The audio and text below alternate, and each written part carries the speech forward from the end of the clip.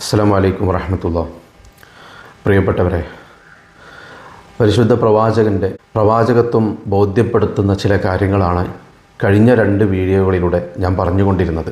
ഞാൻ പറഞ്ഞ കാര്യങ്ങളൊക്കെ തന്നെ പരിശുദ്ധ പ്രവാചകൻ മുഹമ്മദ് നബി സല്ലല്ലാഹു അലൈഹി വസല്ലമ തങ്ങളുടെ നുബുവത്ത് നമുക്ക് ബോധ്യപ്പെടുമെന്ന കാര്യം ഉറപ്പാണ്. ഒരുപാട് പേർ നെഗറ്റീവ് കമൻറ്റുകളുമായിട്ട് കമൻറ്റ് ബോക്സിൽ വന്നു. പലരും പറഞ്ഞത് നിങ്ങൾ എത്ര വെള്ള പൂശാൻ നോക്കിയാലും അതൊന്നും നടക്കില്ല, ഞാൻ പറഞ്ഞ കാര്യങ്ങളൊക്കെ ഒരു വെളുപ്പിക്കലാണ് എന്ന രീതിയിലാണ് പലരും കമൻ്റ് ഇട്ടത്. പരിശുദ്ധ പ്രവാചകനെയും ഇസ്ലാമിനെയും വിമർശിക്കുന്ന നൂറുകണക്കിന് ആളുകൾ എൻ്റെ വീഡിയോ കണ്ടിട്ടുണ്ടെന്ന് മനസ്സിലായി. അവരോട് തന്നെയാണ് ഈ വീഡിയോയിലൂടെയും ചില കാര്യങ്ങൾ ഞാൻ പറയുന്നത്. പ്രവാചകൻ മുഹമ്മദ് നബി സല്ലല്ലാഹു അലൈഹി വസല്ലമ തങ്ങളെ വെള്ള പൂശേണ്ട കാര്യം ഒരിക്കലുമില്ല, അങ്ങനെ വെളുപ്പിക്കേണ്ട ഒരു കാര്യവുമില്ല. ഉള്ളത് തന്നെ പറയാൻ സമയം കിട്ടുന്നില്ല എന്നുള്ളതാണ് വസ്തുത. ചരിത്രം പഠിക്കുന്ന ആർക്കും അത് ബോധ്യപ്പെടും. പിന്നെ വിമർശിക്കാനും ആക്ഷേപിക്കാനും വേണ്ടി നടക്കുന്ന, അതിനുവേണ്ടി മാത്രം ജീവിക്കുന്ന ആളുകളോട് ആരെന്ത് പറഞ്ഞിട്ടും കാര്യമില്ലല്ലോ. അവരുടെ ഉള്ളിലേക്ക് അങ്ങോട്ട് കയറൂല. അവരതിനെക്കുറിച്ച് പഠിക്കുകയോ ചിന്തിക്കുകയോ ഒന്നും ചെയ്യൂല. അവരുടെ ജീവിതം തന്നെ പരിശുദ്ധ പ്രവാചകനെ വിമർശിക്കാനും ഇസ്ലാമിനെ വിമർശിക്കാനും വേണ്ടി മാത്രം നീക്കി വെച്ചതാണ്. അവരോടൊന്നും എന്ത് പറഞ്ഞിട്ടും കാര്യമില്ല എന്നുള്ളത് എനിക്ക് നന്നായിട്ട് ബോധ്യമുണ്ട്. പക്ഷേ നല്ല രീതിയിൽ ചിന്തിക്കുന്ന, മനസ്സിലാക്കാൻ ശ്രമിക്കുന്ന, പഠിക്കാൻ ശ്രമിക്കുന്ന ആരെങ്കിലും 1-2 ആളുകൾ ഇല്ലാതിരിക്കൂലല്ലോ. അവർക്ക് വേണ്ടിയിട്ടാണ് ഞാൻ ഈ വീഡിയോ ചെയ്യുന്നത്. അല്ലാതെ ജീവിതം മുഴുവൻ പ്രവാചകനെ ആക്ഷേപിക്കാൻ വേണ്ടി മാറ്റിവെച്ചവർക്കല്ല. അവർക്കിത് കാണണമെന്നില്ല, തട്ടിമാറ്റി പോയിക്കോളൂ, യാതൊരു കുഴപ്പമില്ല. പഠിക്കണമെന്നോ ചിന്തിക്കണമെന്നോ ഒക്കെ ആഗ്രഹിക്കുന്ന നല്ല മനസ്സുള്ള ആളുകളുണ്ടാവില്ലേ, ഇസ്ലാമല്ലാത്ത, ഇസ്ലാമിനെക്കുറിച്ച് ഒന്നും അറിയാത്ത ആളുകൾ. അവർ കേൾക്കട്ടെ, അവർ പഠിക്കട്ടെ. അതിനുവേണ്ടി മാത്രമാണ് ഇത്തരത്തിൽ വീഡിയോ ചെയ്യുന്നത്. മറ്റുള്ള ആളുകൾക്കുണ്ടല്ലോ ഈ വിമർശിക്കുന്ന, ആക്ഷേപിക്കുന്ന, എന്ത് കണ്ടാലും അതിനെ നെഗറ്റീവോടെ കാണുന്ന ആളുകൾക്ക്, അവരോട് ഇനി പടച്ചോൻ തന്നെ നേരിട്ട് ഇറങ്ങി വന്ന് പറഞ്ഞാലും അവർ മാറൂല. ചിലർക്ക് സത്യം ബോധ്യപ്പെട്ടാലും മറ്റ് പല ഭൗതിക ലാഭങ്ങൾക്ക് വേണ്ടിയിട്ട് സത്യം മറച്ചു വെച്ചുകൊണ്ട് വിമർശിച്ചു കൊണ്ടിരിക്കും. അവർക്ക് പല ഭൗതിക നേട്ടങ്ങളുണ്ടായിട്ടാണത്. അത് മുഹമ്മദ് നബി മുമ്പേ പറഞ്ഞിട്ടുണ്ട്. ചില ആളുകളോട് നിങ്ങൾ എന്ത് പറഞ്ഞിട്ടും കാര്യമില്ല, അവരുടെ മനസ്സ് ഇരുൾ കൊണ്ട് മൂടിയിട്ടുണ്ട് എന്നുള്ളതാണ്. നിങ്ങൾ എന്ത് നന്മ പറഞ്ഞാലും അവരുടെ ഉള്ളിലേക്ക് അങ്ങോട്ട് കയറൂല. നിങ്ങൾ എത്ര സത്യം പറഞ്ഞാലും അവരുടെ ഉള്ളിലേക്ക് അങ്ങോട്ട് കയറൂല. ഇതൊക്കെ മുഹമ്മദ് നബി മുമ്പേ പ്രവചിച്ച കാര്യങ്ങളാണ്. അതുകൊണ്ട് ഞങ്ങൾക്ക് ഒരു ആശങ്കയില്ല. ഇസ്ലാം വിരോധികളായ ആളുകൾ, ഇസ്ലാമിനെ നിരന്തരം വിമർശിക്കുന്ന ആളുകൾ ഞങ്ങൾ പറയുന്ന കാര്യങ്ങൾ മനസ്സിലാക്കിയില്ല എന്ന് വെച്ചിട്ട് ഒരു നിരാശയുമില്ല, ഒരു ദേഷ്യമില്ല. കാരണം ഇത് പ്രവാചകൻ മുമ്പേ പറഞ്ഞതുകൊണ്ട് അതൊക്കെ മനസ്സിലാക്കിയിട്ട് തന്നെയാണ് ഞങ്ങൾ ഈ കാര്യങ്ങളൊക്കെ പറയുന്നത്. അപ്പോൾ ഞാൻ പറഞ്ഞുകൊണ്ടുവരുന്നത് എന്തെന്ന് വെച്ചാൽ, ഉള്ളത് തന്നെ പറയാൻ നേരം കിട്ടുന്നില്ല, എന്നിട്ടല്ലേ ഇല്ലാത്തത് പറഞ്ഞ് വെളുപ്പിക്കൽ. നിങ്ങൾ വെളുപ്പിക്കണ്ട, ഇതൊക്കെ വെളുപ്പിക്കലാണ്, നിങ്ങൾ വെളുപ്പിക്കണ്ട എന്ന് പറഞ്ഞ് കമൻ്റ് ഇടുന്ന ആളുകളോട് ഞാൻ പറയുന്നത്. ഇമാം ബൂസൂരി റളിയല്ലാഹു അൻഹുവിൻ്റെ ചരിത്രം കേട്ടിട്ടുണ്ടോ നിങ്ങളൊക്കെ കേൾക്കുന്ന ബുർദയുടെ രചയിതാവായ ഇമാം ബൂസൂരി റഹ്മത്തുള്ളാഹി അലൈഹി ഹിജ്റ 695 വഫാത്തായ ഒരു മഹാനാണ് ബൂസൂരി ഇമാം. അദ്ദേഹത്തിൻ്റെ ജീവിതത്തിൽ ഒരു പ്രയാസം വന്ന സമയത്ത് പ്രവാചകൻ്റെ മദ്ഹ് എഴുതാൻ വേണ്ടിയിട്ട് നേർച്ചയാക്കി. അങ്ങനെ അദ്ദേഹം കടപ്പുറത്ത് വെച്ചിട്ട് പ്രവാചകൻ്റെ മദ്ഹ് എഴുതിക്കൊണ്ടിരിക്കുന്ന സമയത്ത് ഒരു ചെറിയ പക്ഷി വന്നുകൊണ്ട് കടലിൽ നിന്ന് കുറച്ച് വെള്ളം കരയിലേക്ക് ഇങ്ങനെ തൻ്റെ കൊക്ക് കൊണ്ട് കോരി ഒഴിക്കുന്നുണ്ട്. കടലിൽ നിന്ന് തൻ്റെ ചെറിയ കൊക്ക് കൊണ്ട് വെള്ളം കൊത്തിയിട്ട് കരയിൽ വന്നുകൊണ്ട് ഒഴിക്കുകയാണ്. ഇത് കുറേ പ്രാവശ്യം ഇങ്ങനെ തുടർന്നുകൊണ്ടിരിക്കുമ്പോൾ ബൂസൂരി ഇമാം ചിന്തിച്ചു, ഇതെന്താണ് ഈ പക്ഷി ചെയ്യുന്നത്, എത്ര വിഡ്ഢിത്തമാണ്. കടലിലെ വെള്ളം എത്രത്തോളം ആ പക്ഷിക്ക് തൻ്റെ കൊക്ക് കൊണ്ട് പുറത്തേക്ക് ഒഴിക്കാൻ കഴിയും, അങ്ങനെ ഒഴിച്ചത് കൊണ്ട് എന്ത് കാര്യമുള്ളത് എന്നിങ്ങനെ ചിന്തിച്ചു കൊണ്ടിരിക്കുന്ന സമയത്ത് ആ പക്ഷി സംസാരിച്ചു. ആ പക്ഷി പറഞ്ഞു, ഞാൻ ചെയ്യുന്നതിനേക്കാൾ ഏറ്റവും വലിയ വിഡ്ഢിത്തരല്ലേ നിങ്ങൾ ചെയ്യുന്നത്. ഞാൻ ലോകാവസാനം വരെ എൻ്റെ ചെറിയ കൊക്ക് കൊണ്ട് വെള്ളം കരയിലേക്ക് ഒഴിച്ചു കഴിഞ്ഞാൽ ചിലപ്പോൾ ഈ കടലിലെ വെള്ളം തീർന്നെന്ന് വരാം. പക്ഷേ നിങ്ങൾ ചെയ്യുന്നതോ മുഹമ്മദ് നബിയുടെ മദ്ഹ് എഴുതി തീർക്കുക എന്നുള്ളതാണ്. അത് നിങ്ങൾ ലോകാവസാനം വരെ എഴുതിയാലും അത് തീരൂല എന്നുള്ള കാര്യം പ്രവാചകനെ അറിയുന്ന ആർക്കും ബോധ്യപ്പെട്ട കാര്യമല്ലേ. അപ്പോൾ ഞാൻ ചെയ്യുന്നതിനേക്കാൾ വലിയ വിഡ്ഢിത്തല്ലേ നിങ്ങൾ ചെയ്യുന്നത്. അപ്പോൾ അത് ബോധ്യപ്പെടുത്താൻ വേണ്ടിയിട്ട് അള്ളാഹു പറഞ്ഞയച്ചതാണ് ഈ പക്ഷിയെ. അല്ലാതെ ഇതൊന്നും മായാവി കഥകളല്ല കേട്ടോ, ഇതൊക്കെ യഥാർത്ഥ ചരിത്രങ്ങളാണ്. ബൂസൂരി ഇമാമിനെ ഇത് ബോധ്യപ്പെടുത്താൻ വേണ്ടിയിട്ട് അള്ളാഹു പറഞ്ഞയച്ചതാണ് ഈ പക്ഷിയെ. അല്ലാതെ പക്ഷി സംസാരിക്കൂലല്ലോ. ഇതൊന്നും മായാവി കഥകളല്ല, ഇതൊക്കെ യഥാർത്ഥ ചരിത്രങ്ങളാണ്. ബൂസൂരി ഇമാമിൻ്റെ ചരിത്രം പഠിക്കുന്ന ആർക്കും അത് ബോധ്യപ്പെടും. അങ്ങനെ ഏതെങ്കിലും സാങ്കല്പിക കഥകൾ എഴുതി വെക്കുമ്പോൾ ബൂസൂരി ഇമാമിൻ്റെ കാലത്ത് ആളുകൾ ചോദ്യം ചെയ്യൂലേ. ഇല്ലാത്ത കഥകൾ തൻ്റെ ഗ്രന്ഥങ്ങളിലോ അല്ലെങ്കിൽ ചരിത്ര ഗ്രന്ഥങ്ങളോ എഴുതി വെക്കുമ്പോൾ അന്നത്തെ കാലത്ത് ആളുകൾ ചോദ്യം ചെയ്യൂലേ. അങ്ങനെ ചോദ്യം ചെയ്തതായിട്ടുള്ള ഒരു ചരിത്രരേഖകളുമില്ല. അപ്പോൾ ഇതൊക്കെ ചരിത്രരേഖകളാണ്. ഇതൊന്നും തട്ടിമാറ്റി പോകാനുള്ളതല്ല. ഇതൊക്കെ മായാവി കഥകളാണ് എന്ന് പറഞ്ഞ് തള്ളിക്കളയാനുള്ളതല്ല. അപ്പോൾ ഞാൻ പറഞ്ഞു കൊണ്ടുവരുന്നത് എന്താ വെച്ചാൽ, പ്രവാചകൻ്റെ മദ്ഹ് ഒരിക്കലും എഴുതി തീർക്കാൻ കഴിയില്ല. പ്രവാചകൻ്റെ വിശേഷണങ്ങൾ ഒരിക്കലും പറഞ്ഞു തീർക്കാൻ കഴിയില്ല എന്നുള്ളതാണ്. അപ്പോൾ ഉള്ളത് തന്നെ പറയാൻ നേരമില്ല, എന്നിട്ടല്ലേ വെളുപ്പിക്കുന്നത്. അപ്പോൾ ഞാൻ പറയുന്ന കാര്യങ്ങൾ കേട്ടിട്ട് ആരെങ്കിലും ഒരാൾ ഒന്ന് മാറി ചിന്തിച്ചാൽ മതി. ആരെങ്കിലും ഒരാൾ ഒന്ന് മുഹമ്മദ് നബിയെക്കുറിച്ച് പഠിക്കാനൊന്ന് ശ്രമിച്ചാൽ മതി. അതുകൊണ്ട് എൻ്റെ ജീവിതത്തിലും എനിക്ക് നേട്ടവും ഉണ്ടാകുമെന്ന് വിചാരിച്ചിട്ടാണ് ഞാൻ ഈ കാര്യങ്ങൾ പറയുന്നത്. അല്ലാതെ ഇത് കേട്ടിട്ട് ഇസ്ലാം വിരോധികളായ ആളുകൾ, എക്സ് മുസ്ലിങ്ങളൊക്കെ നന്നാവുമെന്നുള്ള പ്രതീക്ഷ ഒന്നും എനിക്കില്ല. ആക്ഷേപിക്കുന്ന ആളുകൾ, തെറി പറയുന്ന ആളുകൾ അവരുടെ പണി തുടർന്നോട്ടെ. അതിനവർക്ക് തക്കതായ ശിക്ഷ ലഭിക്കുക തന്നെ ചെയ്യും, ഒരു സംശയമില്ല. മുഹമ്മദ് നബിയെ ആക്ഷേപിക്കാനും മുഹമ്മദ് നബിയെ തെറി പറയാനും കമൻറ്റിലൂടെ വരുന്ന ആളുകളുണ്ടല്ലോ, സത്യം മനസ്സിലാക്കാതെ, സത്യത്തെക്കുറിച്ച് പഠിക്കാതെ, അവർക്ക് അതിനുള്ള ശിക്ഷ ലഭിക്കുക തന്നെ ചെയ്യും, 100% ഉറപ്പാണ്. അവരും ഈ ഭൂമിയിൽ കാലാകാലം ജീവിച്ചിരിക്കില്ലല്ലോ. അവരും ഇവിടെ നിന്ന് മരണപ്പെട്ടു പോകാനുള്ളതല്ലേ. കാലാകാലം ഈ ഭൂമിയിൽ ജീവിച്ചിരിക്കുന്ന അവർക്ക് വിശ്വാസമുണ്ടോ? അങ്ങനെ ഒരു വിശ്വാസം അവർക്ക് ആർക്കുമില്ല. എന്തായാലും മരണപ്പെട്ടു പോകുന്നുള്ള കാര്യം തീർച്ചയാണ്. മരണപ്പെട്ടു പോയിട്ട് നാളെ അങ്ങോട്ട് വരുമല്ലോ, അപ്പം കാണാൻ നോക്ക്. അപ്പോൾ ചില ആളുകൾ നിങ്ങൾ സംവാദത്തിനുണ്ടോ എന്നൊക്കെ വെല്ലുവിളിക്കുന്നുണ്ട് കമൻറ്റ് ബോക്സിലൂടെ. അപ്പോൾ ഇങ്ങനെ പ്രവാചകനെ തെറി പറയാൻ വേണ്ടി മാത്രം ജീവിക്കുന്ന ആളുകളോട്, പ്രവാചകനെ ആക്ഷേപിക്കാൻ വേണ്ടി മാത്രം ജീവിക്കുന്ന ആളുകളോട് സംവാദം നടത്തിയിട്ട് വല്ല കാര്യമുണ്ടോ? നമ്മൾ സംവാദം നടത്തുമ്പോൾ അതുകൊണ്ട് എന്തെങ്കിലും ഒരു ഉപകാരം വേണം. ഒന്നുകിൽ അത് കേൾക്കുന്ന ആളുകൾ മാറി ചിന്തിക്കണം, അല്ലെങ്കിൽ ഈ സംവാദം നടത്തുന്ന ആളുകൾ മാറി ചിന്തിക്കണം. അപ്പോൾ നിങ്ങളൊക്കെ എത്ര സത്യം മനസ്സിലായിട്ടും അല്ലെങ്കിൽ ബോധ്യപ്പെട്ടിട്ടും സത്യം മനസ്സിലാക്കാനോ പഠിക്കാനോ യാതൊരു താല്പര്യമില്ലാത്ത ആളുകളാണ്.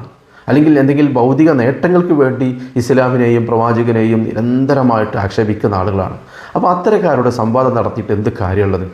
അല്പമെങ്കിലും ബുദ്ധി ഉണ്ടെങ്കിൽ അധികമൊന്നും ചിന്തിക്കേണ്ട കാര്യമില്ല, കൂടുതലൊന്നും പഠിക്കേണ്ട യാതൊരു കാര്യമില്ല. ഞാൻ പറഞ്ഞ കുറച്ച് കാര്യങ്ങളെക്കുറിച്ചൊന്ന് പഠിച്ചാൽ തന്നെ മതി. ഞാൻ സാധാരണക്കാർക്ക് വളരെ എളുപ്പത്തിൽ മനസ്സിലാവുന്ന രീതിയിലാണ് ഞാൻ കഴിഞ്ഞ 2 വീഡിയോകളിലൂടെയും കാര്യങ്ങൾ പറഞ്ഞത്. ആർക്കും പെട്ടെന്ന് മനസ്സിലാവുന്ന ചെറിയ ചെറിയ കാര്യങ്ങളാണ്. അതിനെക്കുറിച്ച് ചിന്തിച്ചാൽ മാത്രം മതി ഒരാൾക്ക് സത്യം മനസ്സിലാക്കാൻ. കൂടുതലൊന്നും പഠിക്കേണ്ട കാര്യമില്ല. ഞാൻ ഒരുപാട് വിശേഷണങ്ങൾ പ്രവാചകനെക്കുറിച്ച് പറഞ്ഞിരുന്നല്ലോ. അത് സത്യമാണെന്ന് നിങ്ങളൊന്ന് അന്വേഷിച്ച് നോക്കൂ. ചരിത്ര ഗ്രന്ഥങ്ങളിൽ അതൊക്കെ കാണാൻ പറ്റുന്നുണ്ടോ? ആ പഠിക്കുന്ന, ആ വായിക്കുന്ന ചരിത്രങ്ങൾ വിശ്വസനീയമാണോ? നിങ്ങളൊന്ന് അന്വേഷിച്ച് നോക്കൂ, ഒന്ന് ഗവേഷണം നടത്തി നോക്കൂ. വെറുതെ ജീവിതം കളഞ്ഞു കുളിക്കണോ? 14 നൂറ്റാണ്ട് മുമ്പ് ഒരു മഹാൻ ഇവിടെ ജീവിച്ചിരിപ്പുണ്ടല്ലോ. ആ മഹാൻ ജീവിതത്തിൽ എന്തൊക്കെ ചെയ്തു, എങ്ങനത്തെ ആളായിരുന്നു, ഒന്ന് പഠിച്ചു നോക്കൂ നിങ്ങൾ. ജീവിതത്തിൽ ഒരിക്കലും കളവ് പറഞ്ഞിട്ടില്ല എന്ന് ശത്രുക്കൾ പോലും സമ്മതിച്ച ഒരാളോടും വഞ്ചന കാണിക്കാതെ, ഒരാളെയും വ്യക്തിപരമായി വേദനിപ്പിക്കാതെ ജീവിച്ച ഒരു മനുഷ്യൻ, ഒരുപാട് അത്ഭുതങ്ങൾ ജീവിതത്തിൽ കാണിച്ചൊരു മനുഷ്യൻ, ആയിരക്കണക്കിന് പേരെ സാക്ഷിയാക്കി ചന്ദ്രനെ പോലും പിളർത്തി കാണിച്ചൊരു മനുഷ്യൻ, ലക്ഷക്കണക്കിന് ആളുകൾ അവരുടെ ജീവിതത്തിൽ പൂർണ്ണമായിട്ടും അനുകരിക്കപ്പെട്ട ഒരു മനുഷ്യൻ, ജനകോടികൾ സ്വന്തം കുടുംബത്തെക്കാളും സ്വന്തം ജീവനേക്കാളും സ്വന്തം സ്വത്തിനേക്കാളുമൊക്കെ സ്നേഹിക്കപ്പെടുന്ന ഒരു മനുഷ്യൻ, അതിക്രൂരമായി മർദ്ദിച്ച ശത്രുക്കൾ പിന്നീട് ക്ഷമ പറഞ്ഞ് മാപ്പ് പറഞ്ഞ് പിൻപറ്റുന്ന ഒരു മനുഷ്യൻ, കേവലം 50 കൊല്ലം കൊണ്ട് ഭൂമിയുടെ അർദ്ധഭാഗവും പ്രചരിക്കപ്പെട്ട ഒരു പ്രത്യയശാസ്ത്രത്തിൻ്റെ വക്താവ്, ജീവിതത്തിലെ സകല കാര്യങ്ങളും വളരെ കൃത്യമായി രേഖപ്പെട്ട് കിടക്കുന്ന ഒരേ ഒരു മനുഷ്യൻ, 14 നൂറ്റാണ്ട് കഴിഞ്ഞിട്ടും ലോകം ഇന്നും ചർച്ച ചെയ്യപ്പെട്ടുകൊണ്ടിരിക്കുന്ന ഒരു ചരിത്ര പുരുഷൻ, അക്ഷരാഭ്യാസം പഠിക്കാഞ്ഞിട്ടും ലോകത്ത് ഏറ്റവും കൂടുതൽ പാരായണം ചെയ്യപ്പെടുന്ന ഒരു ഗ്രന്ഥം ഈ ലോകത്തിന് സമ്മാനിച്ച ഒരു മഹാൻ. അങ്ങനെ എത്ര വിശേഷണങ്ങൾ, അത് പറഞ്ഞാൽ തീരുമോ? അത് പറയാൻ നിന്ന എത്ര വീഡിയോകൾ ഞാൻ ചെയ്യേണ്ടി വരും? ചുരുക്കം ചില കാര്യങ്ങൾ മാത്രമല്ലേ ഞാൻ എൻ്റെ വീഡിയോകളിലൂടെ പറഞ്ഞിട്ടുള്ളൂ. അതൊക്കെയും ആധികാരിക ചരിത്രങ്ങളാണെന്ന് ഞാൻ തെളിയിച്ചു തന്നിട്ടില്ലേ നിങ്ങൾക്ക്? അത് വേണമെങ്കിൽ നിങ്ങൾക്ക് പരിശോധിക്കാമല്ലോ. നിങ്ങൾ പ്രവാചകനെ വിമർശിക്കാൻ വേണ്ടിയിട്ടോ ഇസ്ലാമിനെ വിമർശിക്കാൻ വേണ്ടിയിട്ടോ നിങ്ങൾ നടത്തുന്ന ശ്രമങ്ങളും പഠനങ്ങളുമൊക്കെ അത്ര പ്രയാസമില്ലല്ലോ. ഞാൻ പറഞ്ഞ കാര്യങ്ങളെക്കുറിച്ച് ഒന്ന് ആലോചിക്കാൻ, ഞാൻ പറഞ്ഞ കാര്യങ്ങളെക്കുറിച്ച് ഒന്ന് പഠനം നടത്താൻ, വിമർശിക്കാൻ വേണ്ടി നിങ്ങൾ നടത്തുന്ന ശ്രമങ്ങളുടെ അത്ര പ്രയാസമില്ലല്ലോ. ജോലിക്ക് പോലും പോവാതെ, മറ്റ് സാമൂഹ്യ പ്രവർത്തനങ്ങളിലേക്ക് ഒന്നും പോകാതെ ജീവിതം മുഴുവൻ തലപുകഞ്ഞ് ആലോചിച്ച് എങ്ങനെയാണ് ഇസ്ലാമിനെ ഒന്ന് വിമർശിക്കുക, എങ്ങനെയാണ് പ്രവാചകനെയും മുസ്ലിങ്ങളെയും ഒന്ന് താറടിച്ച് കാണിക്കുക, അതിനുവേണ്ടി മാത്രം തലപുകഞ്ഞ് ആലോചിച്ച് ടെൻഷൻ അടിക്കുന്ന അത്ര പ്രയാസമില്ലല്ലോ. സത്യമായിട്ടൊന്ന് മനസ്സിലാക്കാൻ. ഒരു കാര്യം നിങ്ങൾ മനസ്സിലാക്കും, നിങ്ങൾ ഈ ഭൂമിയിൽ നിന്ന് മരണപ്പെട്ടു പോകാനുള്ളതാണ്. നിങ്ങൾ ജീവിതകാലത്ത് മുഴുവൻ പറഞ്ഞ കളവുകളും പ്രവാചകനെക്കുറിച്ചും ഇസ്ലാമിനെക്കുറിച്ചും നടത്തിയ തട്ടിപ്പുകളും വെട്ടിപ്പുകളും ആക്ഷേപങ്ങളും തെറികളുമൊക്കെ വളരെ വലിയ തെറ്റായിരുന്നു എന്ന് നിങ്ങൾക്ക് ബോധ്യപ്പെടുന്ന ഒരു ദിവസം നിങ്ങളുടെ മുമ്പിൽ വരും. 100% ഉറപ്പാണ്. പക്ഷേ അത് തിരിച്ചറിയുന്ന ദിവസം നിങ്ങൾക്ക് പ്രായശ്ചിത്തം ചെയ്യാൻ പറ്റില്ല. പിന്നീട് ഭൂമിയിലേക്കോ ജീവിതത്തിലേക്കോ തിരിച്ചു വരാൻ സമയം ഉണ്ടാവില്ല. അന്ന് നിങ്ങൾ ചെയ്ത കളവുകളും ആക്ഷേപങ്ങളും ഒക്കെ നിങ്ങളെ മുമ്പിൽ കാണിച്ചു തരും പടച്ച റബ്ബ്. അതിന് തക്കതായ ശിക്ഷ നിങ്ങൾക്ക് കിട്ടിയുമിരിക്കും. പിന്നീട് ഖേദിച്ചിട്ട് കാര്യമില്ല, എത്ര അലറിക്കറിഞ്ഞിട്ടും കാര്യം ഉണ്ടാവില്ല. കിട്ടാനുള്ളത് മേടിച്ച് വെക്കുക, അനുഭവിക്കാനുള്ളത് അനുഭവിക്കുക തന്നെ വേണം. അത് ചിന്തിക്കാനും പഠിക്കാനും പ്രായശ്ചിത്തം ചെയ്യാനുള്ള സമയം ഇപ്പോൾ ജീവിതത്തിലുണ്ട്. ആ അവസരം ഉപയോഗപ്പെടുത്താതെ ഏതെങ്കിലും സയനിസ്റ്റുകൾ തരുന്ന, ഏതെങ്കിലും സംഘപരിവാറുകൾ തരുന്ന അപ്പക്കഷ്ണത്തിന് വേണ്ടിയിട്ട് നിങ്ങളുടെ ജീവിതം വെറുതെ എറിഞ്ഞുടക്കണ്ട, വെറുതെ നശിപ്പിച്ച് കളയണ്ട. അത് മാത്രമേ എനിക്ക് നിങ്ങളോട് പറയാനുള്ളൂ. അത് എക്സ് മുസ്ലിങ്ങളാണെങ്കിലും കുഴപ്പമില്ല, ഇസ്ലാമിനെ വിരോധിക്കുന്ന മറ്റ് മതത്തിൽപ്പെട്ടവരാണെങ്കിലും കുഴപ്പമില്ല, നിരീശ്വരവാദികളാണെങ്കിലും കുഴപ്പമില്ല. നിങ്ങളൊന്ന് ആലോചിച്ച് നോക്കൂ, ഇസ്ലാമിനോടുള്ള വിരോധം കൊണ്ട് മാത്രമാണ് നിങ്ങൾ ഇത്തരത്തിൽ ആക്ഷേപിക്കുന്നതെങ്കിൽ, നിങ്ങൾ ഇത്തരത്തിൽ തെറി പറയുന്നതെങ്കിൽ നിങ്ങൾക്ക് അതുകൊണ്ട് എന്ത് നേട്ടമാണുള്ളത്? ഇവിടെ ഈ ജീവിതത്തിൽ നേട്ടമുണ്ടോ? മരണാനന്തര ജീവിതത്തിൽ നിങ്ങൾ ഏതായാലും വിശ്വസിക്കുന്നില്ല, അവിടെ നിന്ന് ഒരു നേട്ടവും നിങ്ങൾക്ക് കിട്ടില്ല എന്നുള്ളത് നിങ്ങൾക്ക് തന്നെ അറിയാം. പക്ഷേ നിങ്ങൾ ഈ തെറി പറയുന്നത് കൊണ്ട് ഈ ജീവിതത്തിൽ എന്തെങ്കിലും നേട്ടമുണ്ടോ? സയനിസ്റ്റുകളുടെ കയ്യിൽ നിന്നും സംഘപരിവാറിൻ്റെ കയ്യിൽ നിന്നും പണം കിട്ടുന്ന ആളുകൾക്ക് അവർക്ക് ഈ ജീവിതത്തിൽ കുറച്ച് കാശെങ്കിലും കിട്ടുന്നുണ്ടെന്ന് വെക്കാം. ആരിഫിനെ പോലുള്ളവർ, ലിയാക്കത്തിനെ പോലുള്ള ആളുകൾക്കൊക്കെ. പക്ഷേ അത്തരത്തിലുള്ള കാശ് കിട്ടാത്ത, പണം കിട്ടാത്ത കുറേ ആളുകളുണ്ടല്ലോ. ഈ ആരിഫും ലിയാക്കത്തൊക്കെ പറയുന്ന പച്ചക്കളവുകൾ വിശ്വസിച്ച് ഇസ്ലാമിനെ വിമർശിക്കുന്ന ആളുകൾ, അവർക്കൊന്നും കിട്ടുന്നുണ്ടാവില്ല. സോഷ്യൽ മീഡിയയിലൂടെ ഇസ്ലാമിനെ വിമർശിക്കുമ്പോൾ എന്തെങ്കിലും കിട്ടുന്നുണ്ടെങ്കിൽ അല്ലാതെ വേറൊന്നും കിട്ടുന്നുണ്ടാവില്ല. ഇപ്പോൾ അങ്ങനെയാണല്ലോ, ഇസ്ലാമിനെ വിമർശിച്ചുകൊണ്ട് വീഡിയോ ഇടുമ്പോൾ അതിന് നല്ല വ്യൂസ് ഉണ്ടാവും, കൂടുതൽ പ്രേക്ഷകരെ കിട്ടും, അപ്പോൾ കുറച്ച് പൈസ സോഷ്യൽ മീഡിയയിൽ നിന്ന് കിട്ടുന്നുണ്ടാവും. അങ്ങനെ കിട്ടുന്നവർക്കും എന്തെങ്കിലും ഒന്ന് കിട്ടി ഇവിടെ നിന്ന് എന്ന് പറയാം. അല്ലാത്ത ഒരു നേട്ടവും ഇല്ലാത്ത കുറേ ആളുകളുണ്ട് ഇസ്ലാമിനെ വെറുതെ വിമർശിക്കുന്ന. എന്തെങ്കിലും നേട്ടം ഈ ഭൂമിയിൽ നിന്ന് കിട്ടുന്നുണ്ടോ? ഈ ഭൂമിയിൽ നിന്ന് പോയാൽ നിങ്ങൾക്ക് കിട്ടുമോ? അത് നിങ്ങൾക്ക് വിശ്വാസമല്ലല്ലോ. പിന്നെ ആർക്ക് വേണ്ടിയിട്ടാണ്, എന്തിനു വേണ്ടിയിട്ടാണ് നിങ്ങൾ ഇങ്ങനെ വിമർശിച്ചുകൊണ്ടിരിക്കുന്നത്? ഈ ആരിഫിന് വേണ്ടിയിട്ടോ സംഘപരിവാറിന് വേണ്ടിയിട്ടോ? ഇസ്ലാമിനെ തകർക്കുക എന്നുള്ളതാണ് നിങ്ങളുടെ ലക്ഷ്യമെങ്കിൽ, ഇസ്ലാമിനെ താറടിക്കാൻ വേണ്ടി പ്രയത്നിക്കുക എന്നുള്ളതാണ് നിങ്ങളുടെ ജീവിത ലക്ഷ്യമെങ്കിൽ അതിന് നിങ്ങൾക്ക് സാധിക്കുന്നുണ്ടോ? നിങ്ങളൊന്ന് ലോകത്ത് കണ്ണോടിച്ച് നോക്കൂ. ഇന്ന് ലോകത്ത് വെച്ച് ഏറ്റവും കൂടുതൽ വളരുന്ന മതം ഏതാണ്? പരിശുദ്ധ ഇസ്ലാമാണ്. അറേബ്യൻ നാടുകളിലല്ല, യൂറോപ്പിലും അമേരിക്ക നാടുകളിലൊക്കെയാണ് ഇസ്ലാം ഏറ്റവും കൂടുതൽ വളരുന്നത്. ക്രിസ്ത്യാനികളും ജൂതന്മാരും താമസിക്കുന്ന രാജ്യങ്ങളിൽ. അപ്പം നിങ്ങൾ ഇത്രത്തോളം പരിശ്രമിച്ചിട്ടും ഇസ്ലാം വളരുകയല്ലാതെ ഒരു ചെറിയ തളർച്ച പോലും ഉണ്ടാകുന്നില്ല എന്നുള്ള സത്യം നിങ്ങൾ എന്താ മനസ്സിലാക്കാത്തത്? അപ്പം നിങ്ങൾ ആർക്ക് വേണ്ടിയിട്ടാണ്, എന്തിനു വേണ്ടിയിട്ടാണ് ഇസ്ലാമിനെ ഇങ്ങനെ വിമർശിക്കുന്നത്, പ്രവാചകനെ വിമർശിക്കുന്നത്? പ്രവാചകനെ വിമർശിച്ചത് കൊണ്ടോ ഇസ്ലാമിനെ വിമർശിച്ചത് കൊണ്ടോ നിങ്ങൾക്കുണ്ടാകുന്ന ഒരു നേട്ടം ഒന്ന് പറയാൻ പറ്റും? കമൻറ്റിൽ വന്നിട്ട് പൂര തെറി പറയുന്ന ആളുകളുണ്ടല്ലേ, നിങ്ങളൊന്ന് കമൻറ്റിലിടി, ഞാൻ ഇസ്ലാമിനെ വിമർശിച്ചതുകൊണ്ട്, ഞാൻ പ്രവാചകനെ തെറി പറഞ്ഞതുകൊണ്ട് എനിക്ക് ഇന്ന നേട്ടങ്ങളുണ്ടായി എന്നൊന്ന് വന്ന് പറയും. നേരെ മറിച്ച് നിങ്ങൾ മുസ്ലിങ്ങളെ കാര്യം ഒന്ന് ആലോചിച്ച് നോക്കും. അവർ ഇസ്ലാം പറയുന്നത് പോലെ ഇവിടെ ജീവിക്കുന്നത് കൊണ്ട് അവർക്കൊരു നഷ്ടവും ഇവിടെ ഇല്ല. നിങ്ങൾ വിശ്വസിക്കുന്നത് പോലെ ഇനി പരലോകം ഇല്ലയെന്ന് വെക്കുക, മരണാനന്തര ജീവിതം ഇല്ലയെന്ന് വെക്കുക, എന്നാൽ പോലും അവർക്കിവിടെ ഒരു നഷ്ടവുമില്ല. കാരണം അവരുടെ നല്ല സമാധാനത്തോടെയാണ് ജീവിക്കുന്നത്, നല്ല സ്നേഹത്തോടെയും മനുഷ്യത്വത്തോടെയാണ് ജീവിക്കുന്നത്. ഇസ്ലാം പറയുന്നത് പോലെ ജീവിക്കുന്ന ഒരു സമൂഹം ഇവിടെ ഉണ്ടായതുകൊണ്ട് ഈ ലോകത്തുള്ള ആളുകൾക്ക് എത്ര ഉപകാരമാണ് കിട്ടുന്നത്. സകാത്ത് കൊടുക്കാനും സ്വതക്ക ചെയ്യാനൊക്കെ ഇസ്ലാം പറയുന്നുണ്ട്. അത് ജീവിതത്തിൽ അനുസരിക്കുന്നത് കൊണ്ട്, അത് ജീവിതത്തിൽ പാലിക്കുന്നത് കൊണ്ട് എത്ര ആളുകൾക്കാണ് അതുകൊണ്ട് നേട്ടമുണ്ടായത്. ആളുകളോട് നല്ല രീതിയിൽ പെരുമാറാൻ പറയുന്നുണ്ട്, ഉമ്മാനോടും ഉപ്പയോടും നല്ല രീതിയിൽ പെരുമാറാൻ പറയുന്നുണ്ട്, കുടുംബ ബന്ധം ചേർക്കാൻ പറയുന്നുണ്ട്, നല്ലൊരു കുടുംബം ഉണ്ടാക്കിയിട്ട് സന്തോഷത്തോടെ ജീവിക്കാൻ പറയുന്നുണ്ട്. ആ രീതിയിലൊക്കെ ഇസ്ലാം പറയുന്ന കാര്യങ്ങൾ ജീവിതത്തിൽ പാലിച്ചതുകൊണ്ട് മുസ്ലിങ്ങൾക്ക് ഇവിടെ സന്തോഷത്തോടെ ജീവിക്കാൻ കഴിയുന്നുണ്ട്. പണം സമ്പാദിക്കുന്നതിന് യാതൊരു തടസ്സമില്ല, സുഖമായിട്ട് ജീവിക്കുന്നതിന് യാതൊരു തടസ്സമില്ല. അതോടൊപ്പം ഒരുപാട് നന്മകളും കൂടി ചെയ്യുന്നത് കൊണ്ട് മറ്റു മനുഷ്യരും കൂടെ സുഖമായി ജീവിക്കുന്നു. ആരോടും വെറുപ്പോ വിദ്വേഷമോ ഇല്ല, മറ്റു മതങ്ങളെ ആക്ഷേപിക്കാനോ അവരെ ആക്രമിക്കാനോ പോകുന്നില്ല. അപ്പോൾ മുസ്ലിങ്ങൾ മാത്രമല്ല, മുസ്ലിങ്ങളോട് ചേർന്ന് നിൽക്കുന്ന ആളുകൾ പോലും സന്തോഷത്തോടെ ഇവിടെ ജീവിക്കുന്നത്. മറ്റു മതങ്ങളുടെ പേരിൽ ഒരു ടെൻഷൻ അടിക്കേണ്ട, തലപുകഞ്ഞ് ആലോചിക്കേണ്ട, അവരെ തകർക്കാനോ അവരെ ആക്ഷേപിക്കാനോ തലപുകഞ്ഞ് ആലോചിച്ച് ജീവിതം അതിനുവേണ്ടി മാറ്റിവെക്കേണ്ട. അവർക്ക് അവരുടെ സ്വന്തം കാര്യം നോക്കിയിട്ട് അവർക്ക് ജോലിക്ക് പോകാം, കുടുംബത്തെ പോറ്റാം. അപ്പോൾ അവർക്കിനി പരലോകം ഇല്ലെങ്കിലും ഇവിടെ നല്ല സുഖസുന്ദരമായിട്ടുള്ള ജീവിതം തന്നെയാണ്. പിന്നെ നിങ്ങളെപ്പോലെയുള്ള ആളുകളുടെ വിമർശനങ്ങൾ, ആക്ഷേപങ്ങൾ അതൊന്നും കണ്ടില്ല കേട്ടില്ല നടിച്ചാൽ മതി. അതിനൊക്കെ പ്രതികരിക്കാൻ എന്നെപ്പോലുള്ള കുറച്ച് സാധാരണക്കാർ ഇവിടെ ഉണ്ടല്ലോ. ഇനി അഥവാ മുസ്ലിങ്ങൾ വിശ്വസിക്കുന്നത് പോലെ പരലോകം ഉണ്ടെങ്കിലോ, മരണാനന്തര ജീവിതം ഉണ്ടെങ്കിലോ, അതില്ല നിങ്ങൾക്ക് തെളിയിക്കാൻ പറ്റിയിട്ടില്ല, അത് വേറെ കാര്യം. നിങ്ങൾ പറയുന്നത് പോലെ മരണാനന്തര ജീവിതമോ പരലോകമോ ഇല്ല എന്ന് തെളിയിക്കാൻ നിങ്ങൾക്ക് പറ്റിയിട്ടില്ല. നിങ്ങൾ വാദിക്കുക എന്നല്ലാതെ, നിങ്ങളത് സ്ഥാപിക്കാൻ ശ്രമിക്കുക എന്നല്ലാതെ അത് ഇല്ലാതെ തെളിയിക്കാൻ നിങ്ങൾക്ക് പറ്റിയിട്ടില്ല. അപ്പോൾ നിങ്ങളൊന്ന് ചിന്തിച്ച് നോക്കൂ, മുസ്ലിങ്ങൾ പറയുന്നത് പോലെ മരണാനന്തര ജീവിതം ഉണ്ടെങ്കിലോ പരലോകം ഉണ്ടെങ്കിലോ, അപ്പം മുസ്ലിങ്ങൾ ഈ ഭൂമിയിൽ ചെയ്തതിനൊക്കെ അവർക്ക് അവിടുന്ന് പ്രതിഫലം കിട്ടുകയാണ്, അവർക്ക് അവിടുന്ന് സ്വർഗം ലഭിക്കുകയാണ്.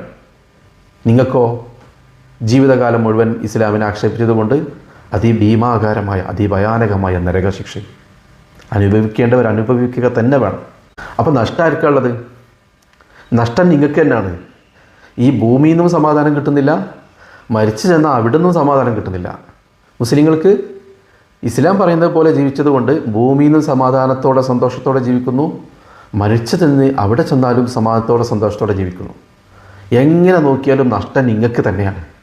ഇനിയെങ്കിലും നിങ്ങൾ ചിന്തിക്കൂ, നഷ്ടമുള്ള ജീവിതം വേണോ ലാഭമുള്ള ജീവിതം വേണോ എന്ന് ചിന്തിച്ചു നോക്കും. എന്ത് പറഞ്ഞാലും ചില ആളുകളുടെ മനസ്സിൽ കയറൂല കേട്ടോ. ഞാൻ നേരത്തെ പറഞ്ഞു, മുഹമ്മദ് നബി അത് ആദ്യമേ പറഞ്ഞിട്ടുണ്ട്. എന്ത് പറഞ്ഞിട്ടും ആര് പറഞ്ഞിട്ടും കാര്യമില്ല, ചില ആളുടെ മനസ്സിലത് കയറൂല. ചില ആളുടെ മനസ്സത് മൂടപ്പെട്ടിരിക്കുകയാണ്, അങ്ങോട്ട് കയറൂല. പക്ഷെ ചിന്തിക്കുന്ന ചില ആളുകളൊക്കെ ഇത് കാണുന്നുണ്ടാവുമല്ലോ, പഠിക്കാൻ ശ്രമിക്കുന്ന നല്ലത് മാത്രം ചിന്തിക്കുന്ന ചില ആളുകൾ ഇത് കാണുന്നുണ്ടാവുമല്ലോ, അവരൊന്ന് ചിന്തിക്കട്ടെ. അതിനു വേണ്ടി പറയുന്നതാണ്. നിങ്ങൾക്ക് ചിന്തിക്കാനും പഠിക്കാനും അധികം കഷ്ടപ്പാടൊന്നുമില്ല, കുറച്ചൊന്ന് പഠിച്ചാൽ മതി. എത്ര പ്രവചനങ്ങൾ പ്രവാചകൻ മുഹമ്മദ് നബി നടത്തിയിട്ടുണ്ട്. ഏതെങ്കിലും ഒരു പ്രവചനം ഫലിക്കാതിരുന്നിട്ടുണ്ടോ? നടക്കാതിരുന്നിട്ടുണ്ടോ? അങ്ങനെ ഏതെങ്കിലും ഒരു പ്രവചനം നടക്കാത്തതായിട്ടുള്ള ഒരു ചരിത്ര രേഖകൾ നിങ്ങൾക്ക് കാണിക്കാൻ കഴിയും? ഈ പ്രവചനങ്ങൾ ഫലിക്കുന്നത് കണ്ടിട്ടല്ലേ, നടക്കുന്നത് കണ്ടിട്ടല്ലേ ഒരുപാട് ആളുകൾ ഇസ്ലാമിലേക്ക് വന്നത്. അവർക്ക് പിന്നെ മറ്റൊന്നും നോക്കേണ്ട കാര്യമില്ലല്ലോ, അവരിതൊക്കെ നേരിട്ട് കാണുകയാണ്. പതിറ്റാണ്ടുകൾക്ക് മുമ്പ് മുഹമ്മദ് നബി പ്രവചിച്ച കാര്യം അവരുടെ ജീവിതത്തിൽ സംഭവിക്കുന്നത് അവർ കാണുകയാണ്. അവർക്ക് മറ്റെന്തെങ്കിലും നോക്കണോ? അല്ലെങ്കിൽ ഇനി ചരിത്രത്തിലേക്കൊന്നും നിങ്ങൾ പോകണ്ട. ഇന്ന് നമുക്ക് കാണുന്ന പരിശുദ്ധ ഖുർആനുണ്ടല്ലോ, ആ ഖുർആനിനെ കുറിച്ചൊന്ന് പഠിച്ചാൽ തന്നെ നിങ്ങൾക്ക് ബോധ്യപ്പെടും. ചരിത്രത്തിലേക്ക് പോവാനോ ചരിത്രത്തെക്കുറിച്ച് ഒരുപാട് മെനക്കെട്ട് പഠിക്കുക ഒന്നും വേണ്ട. ആ പരിശുദ്ധ ഖുർആൻ ഏതെങ്കിലും ഒരു മുസ്ലിം പണ്ഡിതൻ്റെ അടുത്ത് ചെന്നിട്ട് ആ ഖുർആനിനെ കുറിച്ചൊന്ന് പഠിക്കുക. നിങ്ങൾ മുസ്ലിം ആവുക, ഇസ്ലാമിൻ്റെ പേര് സ്വീകരിക്കുക ഒന്നും വേണ്ട. ഖുർആനിനെ കുറിച്ച് അറിയാനാണെന്ന് പറഞ്ഞാൽ ഏത് പണ്ഡിതനും സത്യസന്ധമായിട്ട് പറഞ്ഞു തരും. ഇനി അത് നിങ്ങൾക്ക് വിശ്വാസമല്ലെങ്കിൽ മറ്റ് പണ്ഡിതൻ്റെ അടുത്ത് പൊയ്ക്കോളൂ. ഇവരൊക്കെ പറയുന്നത് ഒരേ കാര്യം തന്നെ ആണോ, എന്തെങ്കിലും അഭിപ്രായ വ്യത്യാസങ്ങളുണ്ടോ എന്നൊക്കെ നോക്കിയിട്ട് മതി നിങ്ങൾ വിശ്വസിക്കുന്നത്. നിങ്ങളൊക്കെ പറയുന്നത് പോലെ ബൈബിള് കോപ്പി അടിച്ചിട്ടാണ് ഖുർആൻ എഴുതിയതെന്നോ അതല്ലെങ്കിൽ തൻ്റെ ഭാവനയിൽ നിന്ന് സൃഷ്ടിച്ചെടുത്ത ഒരു ഗ്രന്ഥമാണ് ഖുർആൻ എന്നൊക്കെ നിങ്ങൾക്ക് ബോധ്യപ്പെടും. അതല്ല അള്ളാഹുവിൻ്റെ വചനങ്ങളാണോ ഖുർആൻ എന്നൊക്കെ, കേവലം ഒരു മനുഷ്യനെ കൊണ്ട് എഴുതാൻ പറ്റുന്ന വചനങ്ങളാണോ ഖുർആനിലുള്ളത് എന്ന് നിങ്ങളൊന്ന് പഠിച്ചു നോക്കൂ. ഒറ്റ കാര്യം മാത്രം പറയാം, പരിശുദ്ധ ഖുർആൻ ബൈബിൾ കോപ്പി അടിച്ച് മുഹമ്മദ് നബി എഴുതിയത് എന്നാണല്ലോ നിങ്ങൾ പറയുന്നത്. ഹദീസും മുഹമ്മദ് നബിയുടെ വചനങ്ങളാണ്. അങ്ങനെയാണെങ്കിൽ ഇത് രണ്ടും ഒരേപോലെ ഇരിക്കണ്ടേ?